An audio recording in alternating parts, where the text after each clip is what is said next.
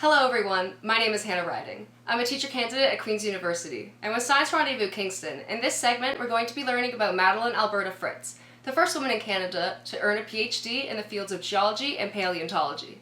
Madelaine was born in St. John's, New Brunswick. Her family lived around the Atlantic coast as her father was a sea captain. Madelaine spent many years near the ocean, and as a young girl she played on the beach and explored its marine life, which sparked her initial interest in marine fossils. Madelaine studied arts and English at McGill University in Montreal and graduated with a Bachelor of Arts degree in 1919. Madelaine would teach in Ottawa, where she would meet paleontologist Alice Wilson. At the time, Wilson was an assistant paleontologist at the Geological Survey of Canada, but would become the first Canadian woman to be elected a Fellow of the Royal Society of Canada, and Fritz would become the second. When they met, Dr. Wilson was embarking on a geological expedition. Due to gender segregation of the time, Wilson was not permitted to travel with any male colleagues. Therefore, she invited Fritz to join her on the 6-week expedition for the summer. And so, Madelaine Fritz was inspired to complete her PhD and begin a professional career in geology.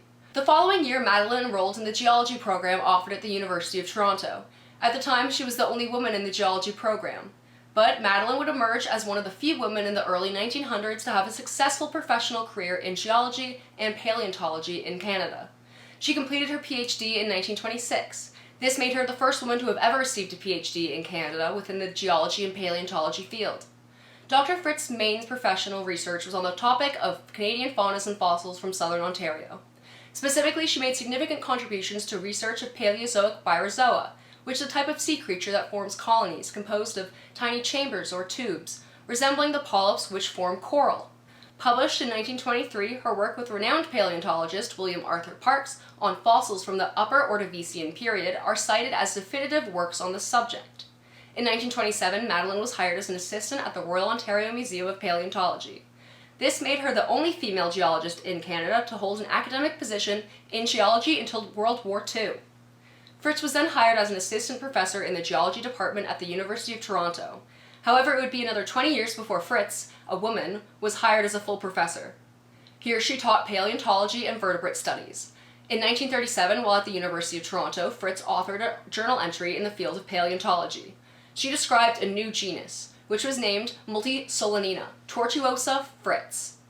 Dr. Fritz published more than 70 scientific papers, and her scientific journals on these extinct marine invertebrates are internationally acclaimed. She would also redescribe many variations of bryozoan types, and contribute to the field of geology through her research on the stratigraphy of Toronto and the surrounding areas.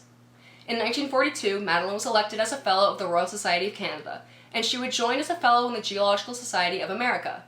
Lobbying for gender equality, Dr. Fritz was also a member of the Canadian Confederation of University Women and the International Federation of University Women on the panel of experts.